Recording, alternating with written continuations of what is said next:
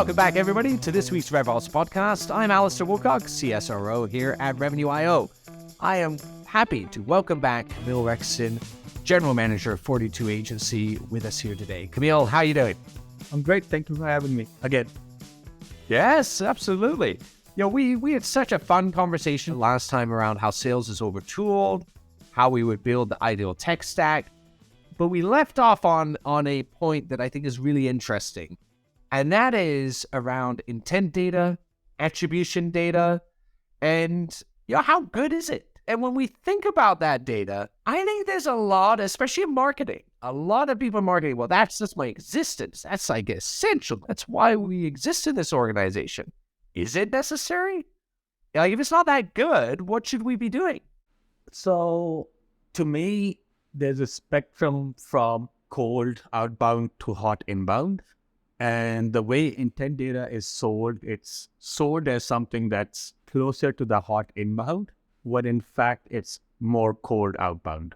So I think with intent data, it's collected in a black box manner most of the time. They talk about signals and this and that, and like there's no clear understanding of how this data is actually being captured. Right. It's account level. If somebody's browsing a G2 listing, does that mean that they're actively in a purchasing cycle? I don't think so. I push back on that, and I push back on that because we have used G2 intent data, we've used captured data, and the incremental results of that were not significant. In some cases, it was negative. So we actually got worse results when using intent data versus like native first-party targeting data or third-party targeting data. And it's like one of those things where it sounds great in theory, because if you can tell at the right time, at the right moment, you can reach out to somebody to say, hey, I know you're looking for this thing. Here's the solution. I can sell it to you. It sounds great in theory, but there's just so many black box fuzziness around it because it's account level. You don't know who it is. And like, how good is the data actually being captured? Like, a lot of it relies on cookies and IP and like content, whatever. Like, they own a bunch of websites and they opt in some stuff. Like, but how good is that in actually data coming through? I'm not convinced. So how do we fix it then? We stop over-promising. I think intent data combined with your first-party data can be interesting, because if you have an open opportunity for company X, and then you can also say, oh, they're also showing some degree of intent on some third-party platform, that could be interesting. But I think it's a game of probabilities. It's not absolute. So like, it might increase your 5% probability that they might engage with the same conversation or increase their sales velocity or something, but it's not an absolute in the sense that they are definitely going to close. Yeah. And I think the vendors right now in the intent data space, and I want to give my love to Tukan, who's in the intent data space. He's a good friend of mine. I don't hate you. We've had this conversation many times. Don't yell at me. But they need to understand, like, I think the way it's framed and positioned is what I have an issue with. And then also, like, intent data is not be all end all. I would encourage people to look at it with a degree of skepticism and really understand like what is the value it's driving versus taking somebody's word for it. I don't know that I necessarily disagree, but in defense of all of the marketers and RevOps people out there that are using this, there's a lot of pressure on them to provide some form of engagement scoring. SDR teams, ISR teams in particular, are very reliant upon this for the initial engagement and where they need to go. They're fairly volume orientated, and it's at least giving them a partial leg up. Like your G2 example of somebody went in and looked at G2 things, so you pounce on them. Yeah, they probably aren't ready to speak to you as a vendor, but is it better to just leave them unengaged? I think if you were to, and this is just like my hypothesis, if you were to get an ICP list from ZoomInfo and push that to a very well-tailored sequence, I think you would get better results for it. Mm-hmm. And my guess is that person showing intent on G2 is probably already on your ICP list. Yeah. So instead of pouncing on them, treat them as a cold outbound. So yeah, you still need to frame your problem. You still need to frame your solution. And if you were to get a ZoomInfo list and say, these people fall into my ICP, I'm going to tailor my outreach to these folks, you would probably get the same or not, if not better results than like a G2 or whatever. And back to the engagement thing, I think we need to define what engagement actually is and what it means and how it drives business. Like, is engagement that they saw an ad? Yeah. I don't know. Is that really meaningful engagement, or is it engagement that they came to the website and they looked at a couple of pages and now they're actively researching something? I think where you're going on this is, look, buying is, we all know, is non-linear, but it's multi-threaded. Yeah. Right? It's multi-channel. Yeah. And again, that's, most people listening will go, yes, we know that. But it's important to understand and map the buyer journey and the tasks associated with that. So when somebody goes and looks at an asset, a digital asset somewhere, that doesn't actually always mean the first reaction is to pounce on them with a phone call. Yeah. Right? Like, I know everyone's knee-jerk to it, but if they're just looking to be educated, you're better served to actually support them, follow up with them. If you know who they are, send them supporting assets and actually directly support this 100% stage of what they're doing. And then ask them, and if you need more information, here's how you go get it. Here's a link, or you could book a meeting with me. No bother, that's actually helping me now. Or if I'm in a buying committee and I've come in mid-stage, right, because I'm later on in the resourcing decision, I may need differing information, and I don't need to be sold to. I might need very quantifiable, comparable information or third-party validation. That's when, analyst reports and other things actually make sense. So I think it's sequencing the task with the buyer journey and then applying predictive models around the marketing set of when and how and where to engage. Because I'm actually, with you in the sense that intent on its own isn't it. But when I can take fit with intent, with transactional information, with behavioral information, and I can look at it and say in a cross-sell thing, all right, now I can better predict accounts with a product of mine and a propensity score of A are 75% more likely to buy product Y. And then it's just a question of taking that and feeding it into an engagement platform to allow the reps know when and where to engage, right? And then I think we over-index on third-party intent and we under-index on first-party intent. So if somebody's coming in and downloading a product sheet around why X is better, like your product, blah, blah, blah, treat that as first-party intent, because then you know that this person from this company is actively researching this category and you're one of the vendors in their consideration set. Third-party intent is too wide of a net for me to be like, on its own, we're going to treat that. But we under-leverage first-party intent, and oftentimes we don't even pay attention to those signals. And we'll over-index on third-party intent, saying, oh, they're viewing this listing on Capterra, I should go pounce on them, while they're on your website and they're downloading the product sheet. That's a more closer intent to purchase than a third-party intent, to me, at least. So, I think we've hammered home the intent piece and the, how to work for the team again. Like when we think of the fit, transactional, intent, behavioral, those are the pieces, but it's how we then present the data, right? We have to get that back into something, right? We got to make it work in a sequence. We have to make it work in terms of the motion within there. We can't just push it to Salesforce. That's a piece of it, or a CRM system. It's creating the action and the speed off of that action appropriately across marketing teams, SDR, ISR teams, across sales teams and customer success teams. Now, the go-to answer for that for a long time has been, we now need to buy account-based marketing technologies. We need account-based X approaches, and off we go. But that's a lot of money. A big costs in there, a lot of big vendors. And, it's a big strategic decision. Is it? Does it have to cost a fortune, Kamil, to get that done? Like, it definitely works. But, do you need a huge budget? What about the alignment? Like, how can we just make it a little bit simpler than, yet again, applying more to the problem of what's ultimately getting down to engagement? Thoughts? Lots of thoughts, but I'm going to try and not go off a tangent. I think fundamentally ABM, ABX, ABS is aligning marketing and sales team. And before you buy a tool, you have to make sure the teams are aligned and they're set on the KPIs and they're working together. I like to talk about the idea of a pod. So you create pods and then you give them the same goal that you have these set of accounts. And then the second piece is the data piece. You have to, when you actually build an ABM list, do you actually have an ABM list or do you have a wish list? Like, are those accounts actually realistically something you can close in the next quarter, 2 quarters?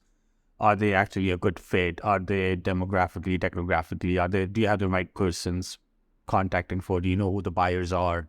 Do you have information on like what are their priorities for the next? Have you done the research on it? Yeah. The tools, like I have talked to a lot of companies where they say, oh, we're going to do ABM. We're just going to buy some tool and we're going to call it today. And I personally don't feel like that solves the problem. I personally don't feel like slapping somebody's logo on a display ad is going to make them more likely to buy something. And I don't call it AP. So that's just my really brief take on that is, but you have to start with the fundamentals of like, what are we trying to achieve? What are the KPIs? Are we agreed on the same targets? Are we going after the right set of accounts? And there's a lot of like low tech stuff you can do. Dave Rigotti, he used to run ABM at Visible. They like printed out physical magazines for all the target accounts. You can do that. You can do events. You can do out of home. We have done billboards in front of people's offices.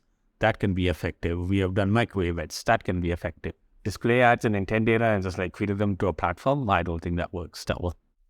So it's interesting because you're really talking about ABM that is both using the yesterday approach with the modern approach, right? And we've gone to the extremes of everything digital because we can do it as such, rate and reach, but that's the inundation. We're actually going back towards the, hey, I need a little bit more of the physical and other components with it, right? Yeah. A great analogy I love is, why such a resurgence of Polaroids, right? Like, in the world of photography, that's a technology that we've come a long way from, and yet back on the rise. People are like wanting Polaroids again, like it's a thing. And certainly even for my children who are now teenagers, it's all the thing amongst the friends.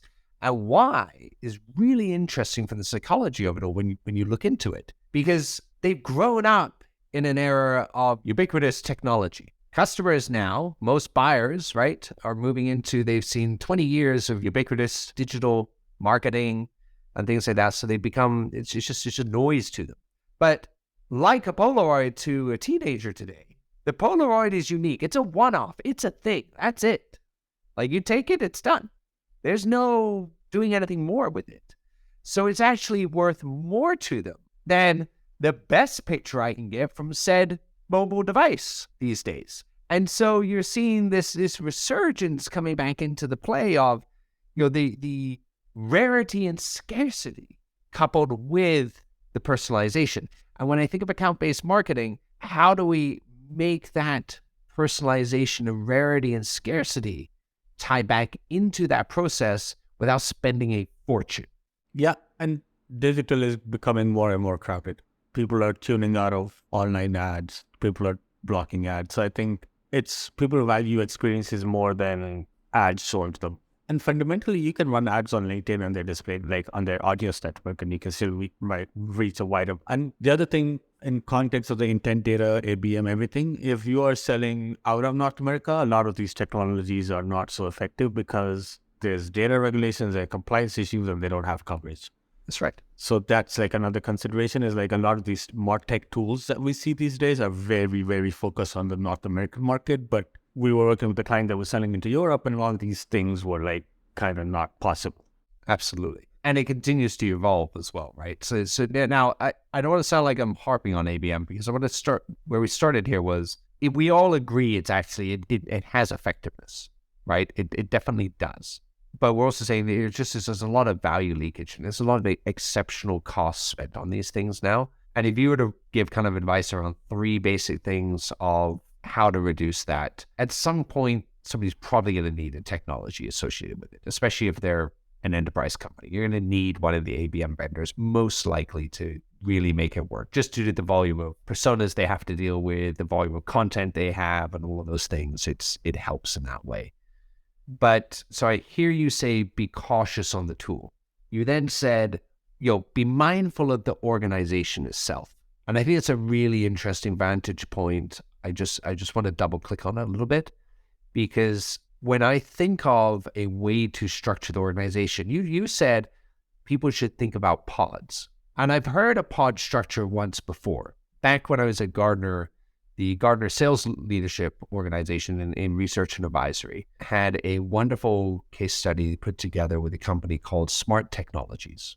Yeah. And Smart Technologies took a very pioneering approach to its organizational structure based on pods. And what they did was they went and said, all right, I'm going to have pods in countries. And then these pods are organized by commercial expertise. So I have a pod associated with helping customers learn. I have a pod associated with customers buying. I have a pod associated with helping them install our products. We have a pod associated with adoption and a pod with support. And the pods consist of marketing, sales, and CS functions together. I loved it. We looked at it. Brent Adamson was another person, looked at it very heavily and did a lot of research around that. And it's just a brilliant way of thinking about this pod-based design of an organization. Instead of marketing driving the ABM and then sales picking it up, it's actually, well, now think of ABM across the revenue cycle all the way, including customer success. Actually, think bigger, I would suggest. Yeah. If you could organize around pods, because now marketing actually tell you different propensity and other models, which are really helpful for cross-sell, upsell, downstream. But they're thinking all the way through the life cycle. And RevOps teams can help do that. As opposed to what we often do is, well, how do I get a customer? Expand, upsell, cross-sell, keep them. All of these things happen. So pods organized by buying stage and process stage is a really interesting way to go. And what you often will find is you actually need less labor to do it. Yeah. You actually optimize your footprint. And if you do it really right, you get a better buyer experience off of it as well.